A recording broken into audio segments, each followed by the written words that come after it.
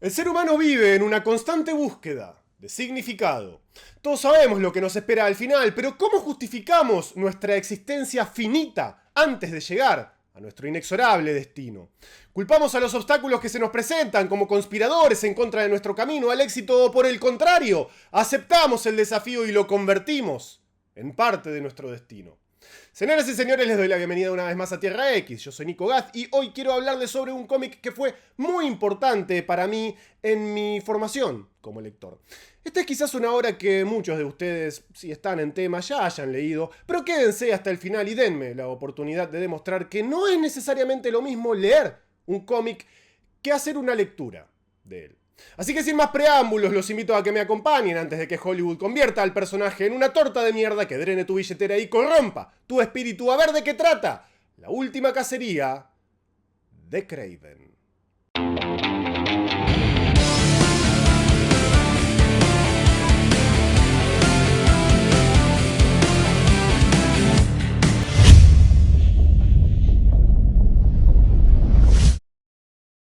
Sergei Kravinov, mejor conocido como Kraven el Cazador, apareció por primera vez en The Amazing Spider-Man número 15 en 1964 de la mano de Stan Lee y Steve Ditko.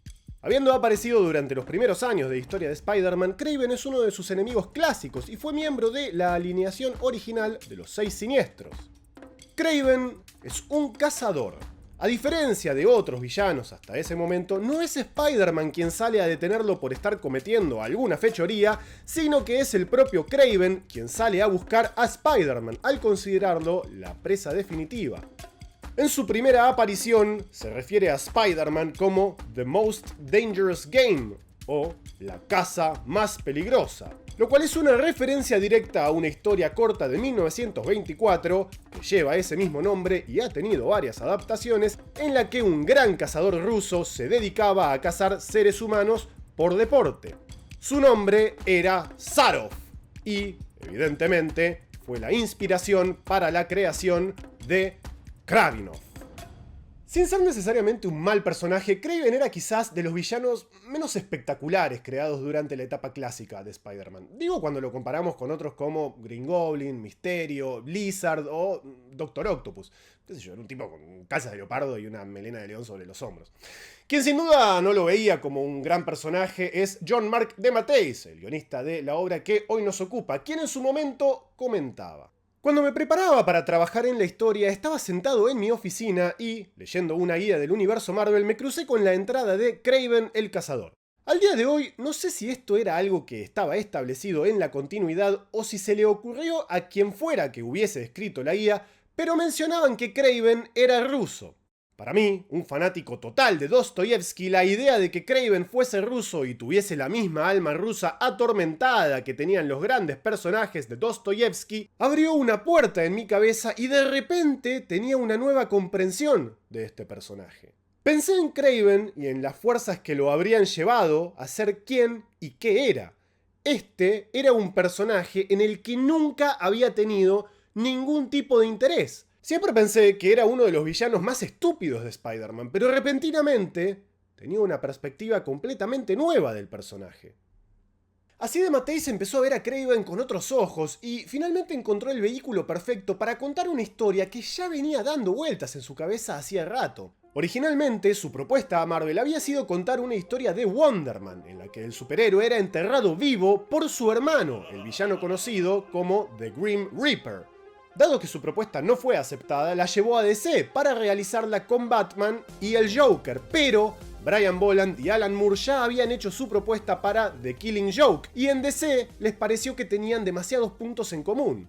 Por cierto, si quieren explorar un poco más la relación entre estas dos obras, les recomiendo que vayan a escuchar el primer episodio de Enfrentados, el podcast en el que enfrentamos a tus obras favoritas de Marvel y DC, y siempre hay un ganador, ya disponible en Spotify y en este mismísimo canal de YouTube. Para ese momento, el guionista Tom DeFalco se hacía cargo de las historias de Spider-Man y recordaba la propuesta inicial de DeMatteis, así que le ofreció que, en lugar de Wonder Man, la desarrollara con Spider-Man como protagonista.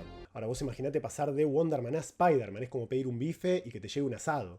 Decía DeMatteis: ahora tenía la oportunidad, probablemente la última oportunidad, de hacer esta historia de regreso de la tumba. Lo más importante, descubrí, mientras trabajaba en la propuesta, que Spider-Man, recientemente casado con Mary Jane, era mucha mejor opción que Wonder Man o Batman. Peter Parker es quizás el protagonista más auténtico psicológicamente en cualquier universo superheroico. Bajo esa máscara está igual de confundido, fallado y es tan conmovedoramente humano como la gente que lee y escribe sus historias. El hombre ordinario por excelencia. La historia se termina publicando efectivamente en 1987 entre los números 31 y 32 de Web of Spider-Man, The Amazing Spider-Man 293 y 294 y Peter Parker, The Spectacular Spider-Man 131 y 132 para un total de 6 episodios contados en 3 títulos distintos. Bueno, a ver, para quienes no estén muy en tema, esto es así. Spider-Man es muy popular y tenía varias series en simultáneo. Es así. Bueno, y entonces, ¿de qué va? A continuación, spoilers de una historia que tiene más de 35 años. O sea, tiempo para leer tuvieron. Sintiendo que está envejeciendo, cerca de su hora final y con su propósito de vida insatisfecho, Kraven se prepara para, como bien indica el título, una última cacería. La caza, en definitiva, es lo único que le da sentido a su vida y hay una sola presa que nunca ha podido atrapar: Spider-Man. Pero matar a Spider-Man físicamente no sería una victoria real. No, lo de Kraven va a ser mucho más profundo, podríamos decir espiritual. Así, una noche de patrulla bajo la lluvia, Spider-Man es emboscado por Kraven, que luego de sorprender a nuestro héroe con un dardo tranquilizante, directamente le dispara con un rifle, que también era tranquilizante, pero en el momento no lo sabemos. Así, Kraven procede a meter a Spider-Man en un cajón y lo sepulta. Ok, antes que nada quiero decir, ¡qué pedazo de cliffhanger! Así terminaba el primer número. Hoy por hoy estamos acostumbrados a ver a los superhéroes morir un martes y volver a la vida el jueves de la misma semana, pero en ese momento no era la norma y el tono bajado a tierra hace que sea bastante choqueante toda la secuencia. No había ningún mega evento de la muerte de Spider-Man anunciado y el lector de la época estaba leyendo un número más del personaje que terminaba con el villano sepultándolo. ¡Y fin! Y por si eso no alcanzaba, el segundo número arranca con una escena magistral cinematográfica, pero que aprovecha 100% las posibilidades narrativas de la historieta. Abrimos con la tumba de Spider-Man en una viñeta de página completa con una sombra que se proyecta sobre la misma. Inmediatamente vemos en la siguiente página que quien está parado frente a la tumba parecería ser el propio Spider-Man, que sin decir una sola palabra, se saca la máscara, revelando el rostro de Kraven, que ríe bajo la lluvia, dejándonos con 1.000.000 de preguntas. Narrativa secuencial, señoras y señores, explícame cómo haces para agarrar uno de estos panfletos que publican ahora y no tomarte 5 blisters de Reliberán para no vomitar del asco. Así se captura el interés del lector. Esto es arte, esto es historieta, esto es respeto por el público, esto es Spider-Man. La lógica de Kraven es retorcida pero sencilla. Spider-Man está derrotado físicamente, pero su victoria también debe ser conceptual. Así es que Kraven va a adoptar la identidad de Spider-Man y va a hacer una versión mejorada. Uno podría decir una versión superior.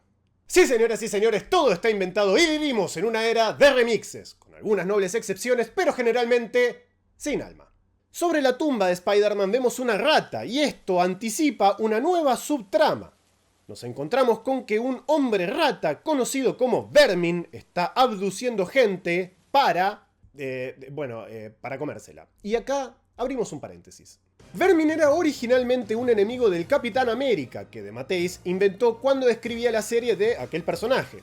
Era básicamente un resultado de los experimentos del Barón Zemo. En Marvel Team Up 128, Spider-Man y el Capitán América se enfrentan juntos a Vermin y le ganan porque son superhéroes. Y el otro es el malo. Ahora resulta que Vermin anda suelto por Manhattan comiendo gente y la lógica de Kraven es que él va a derrotar solo a un enemigo al que Spider-Man necesitó ayuda de otro superhéroe para derrotar, demostrando así ser efectivamente superior. Y lo logra. En su delirio, Kraven se reconoce a sí mismo como la araña. Y es que en su mente, y desde su perspectiva de cazador, solo puede reconocer la parte bestial de Spider-Man, porque es la única manera que tiene de entender a este enemigo que siempre lo ha derrotado, y por lo tanto solo puede ser una figura mítica que trasciende la humanidad. La máscara es, para Kraven, el verdadero rostro de Spider-Man. Así, a la par que se nos va contando la historia de Kraven, DeMatteis usa viñetas en la parte inferior de algunas páginas para mostrar que la tumba de Spider-Man se empieza a cubrir de arañas, para revelarnos, en la última viñeta, la mano del hombre, que atraviesa la Tierra para volver a la vida. Y así el tipo te termina el tercer número, o sea, desde el primero que no sabes nada del protagonista, hasta donde sabes está muerto, y recién en el tercero te tira ese final. Otro cliffhanger absolutamente demencial, y esto ya es una masterclass de narrativa secuencial para todos los delincuentes que están pudriendo Marvel hace 15 años y la recon... Cuando la historia se publicó en tomo recopilatorio por primera vez, se le agregó el título Kraven's Last Hunt, la última cacería de Kraven, que no estaba en los números originales. Y arriba podemos leer también Fearful Symmetry, o aterradora simetría. Esto se debe a que DeMatteis usa como marco temático de la historia un famoso poema del célebre poeta británico William Blake. Aquel famosísimo poema titulado The Tiger, o El Tigre, decía algo así como, y procedo a traducir de la manera más digna que me sea posible. Tigre, tigre, ardiendo con resplandor, en los bosques de la noche, ¿qué mano u ojo inmortal pudo enmarcar tu aterradora simetría? Bueno, muchachos, es poesía. A ver, traducida nunca va a ser lo mismo. Este poema es parte de una colección que lleva el título de Songs of Experience, o Canciones de Experiencia, que se complementa con una colección anterior de poemas que se llama Songs of Innocence, o Canciones de Inocencia. Para cada poema dentro de una colección hay una contrapartida en la otra. Un opuesto, otro poema que funciona como un complemento temático. Por ejemplo, dentro de las canciones de Inocencia tenemos uno que se titula Alegría Infantil, mientras que dentro de las de Experiencia tenemos Angustia Infantil. En el caso de El Tigre, el poema que lo complementa es The Lamb, o El Cordero.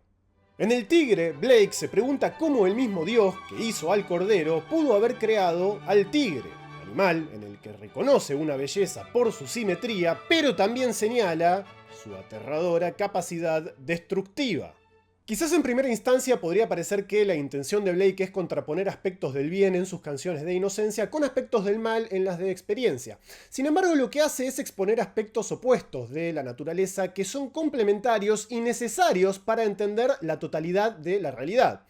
Sin el miedo al tigre, no podría apreciarse el amor del cordero, que en el caso del poema representa a Cristo. En el caso de Kraven, el Tiger del poema original se reemplaza por Spider, es decir, araña. Como decíamos, Kraven ve a Spider-Man, o simplemente a la araña, como una bestia, como una criatura mítica de origen misterioso. No reconoce su humanidad, no ve al cordero. Kraven es pura experiencia, sin inocencia. La secuencia de escape de Spider-Man de su entierro es otra maravilla narrativa cargada de simbolismo. Primero vemos a Peter desnudo en un fondo de blanco absoluto. Inocente, podríamos decir. Progresivamente se va cubriendo de oscuridad hasta que emerge convertido en la araña. En principio se reconoce como araña y niega su humanidad, que denuncia como una debilidad. Pero una batalla con figuras siniestras, oníricas, rompe su cascarón arácnido para dejar emerger una vez más al hombre. Y en última instancia es eso lo que le da la fuerza para salir de su entierro. Su humanidad. Todos estos años me has entendido mal. Pensaste que era algo gigante. Pensaste que era mágico. Pensaste que era locura. Alguna criatura que se arrastraba y tejía su red en las sombras, que se burlaba y atormentaba y disfrutaba en la oscuridad. ¡Idiota! No hay araña. Solo estoy yo. Solo un tipo normal, a quien el destino le tocó el hombro. Solo Peter Parker. Esa es mi debilidad. Esa es mi fuerza. A pura fuerza de voluntad y alimentado por el amor que tiene por su esposa, Peter escapa finalmente en una viñeta de página completa, lisa y llanamente icónica. Mary Jane es otro personaje fundamental en esta historia. Como decía la cita de DeMatteis, Peter y Mary Jane recién se habían casado para esta época y, como podemos ver, el autor lo vuelve una parte fundamental de la motivación de Peter. El amor de Mary Jane realmente se pone a prueba en esta historia, que demuestra que Peter eligió sin dudas a la mujer correcta. Luego de haber pasado 2 semanas enterrado y teniendo la posibilidad de quedarse en su casa, calentito, con la mujer más linda que vio en su vida, Peter elige salir a cumplir con su responsabilidad. Y acá quiero señalar una cuota de realismo, en el mejor sentido posible, que recuerdo haber visto pocas veces en cómics de superhéroes. Cuando Peter se enfrenta a Vermin en las alcantarillas, pudiendo estar en la comodidad de su casa, el asco, la suciedad y la locura de la vida que, en definitiva, él mismo eligió, es palpable, está retratado de forma muy cruda. Las emociones que transmite DeMatteis a través de Peter y Mary Jane son muy creíbles, y esto es gracias tanto a su trabajo como guionista, como también al excelentísimo trabajo de Mike Zeck en los dibujos. En la introducción al TPB, nada más y nada menos que Stan Lee decía lo siguiente: una palabra que continuamente me viene a la mente es realismo. Cada viñeta dibujada por Mike parece sacada de la vida real. No importa cuán disparatada sea la situación, te encuentras a ti mismo creyéndotela. Tienes que creértela. Se ve tan real. A medida que avances, vas a percibir el hedor de las cloacas, el moho de las tumbas. Tal es el talento de Mike Zeck que vas a compartir el miedo y la ira en el corazón de Peter Parker. Vas a entender la locura y la majestad que es Sergei Kravinov. Quizás, incluso, encuentres una extraña compasión por la violencia demencial y la locura trágica de la criatura llamada Vermin. Stan, 100% de acuerdo. Al final, cuando Spider-Man finalmente encuentra a su enemigo, Kraven ya no tiene motivos para pelear. Te voy a lastimar, te voy a hacer sufrir, te voy a... Golpéame otra vez si quieres, Spider-Man. Golpéame 100 veces. No me resistiré, no lucharé. No hay razón para luchar. ¿No lo ves? Finalmente gané. Te maté, Spider-Man. Te enterré. Y luego de matarte, tomé tu lugar. Me drogaste, Kraven. Me pusiste en un estado de simulación de muerte. Pudiste haber estado muerto si lo hubiese querido. Solo te permití vivir. Para que supieras que te maté. Que, al usar tu traje, al reemplazarte, me demostré a mí mismo ser, en todas las formas posibles, tu superior. La araña, como el tigre, tenía un creador, pero no era Dios, sino simplemente un hombre. Su nombre era Peter Parker. Sin necesidad de ver detrás de la máscara, Kraven termina entendiendo la verdadera naturaleza de Spider-Man y lo ayuda para que pueda salir a perseguir a Vermin, que aún sigue libre. Pero para Kraven, llegó el final del camino. Habiendo conquistado a su presa y habiendo entendido su naturaleza luego de haber descubierto su humanidad, la inocencia y la experiencia de Kraven finalmente están en equilibrio. El cazador tiene paz y solo queda una decisión final.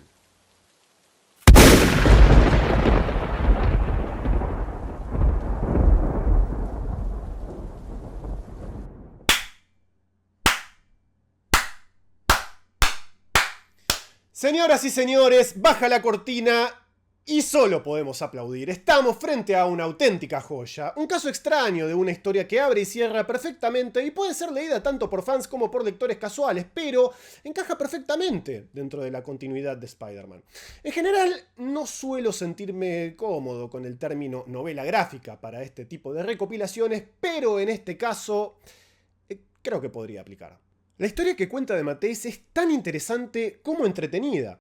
Es profunda, cargada de simbolismo, pero no deja de lado la acción superheroica, balanceada con suciedad urbana y un realismo muy bien logrado a través de las emociones de sus personajes. Para mí esto es un 10 de 10, un cómic perfecto que le recomendaría a cualquiera para que sepa el verdadero calibre artístico del que fue capaz alguna vez Marvel. Esto es lo que tiene que ser, o por lo menos lo que a mí me gusta que sea Spider-Man. Fíjense lo importante que habrá sido que no solo se adelantó al Superior Spider-Man de Dan Slott, sino que muchos de los elementos que vemos acá los vamos a terminar viendo también en el Spider-Man totémico de Straczynski de principios de los 2000, en ese caso ya de forma bastante más literal. En fin, si la leyeron ya saben, y si no, no sé qué están esperando. Eso ha sido todo por hoy, espero que les haya gustado. Pueden dejar un like, un comentario contándome qué opinan sobre esta historia y qué otras historias de Spider-Man consideran que definen al personaje con la misma altura. Ya sin más que decirles, se despide Nico Gat y será hasta una próxima entrega de Tierra X, donde converge el multiverso arácnido.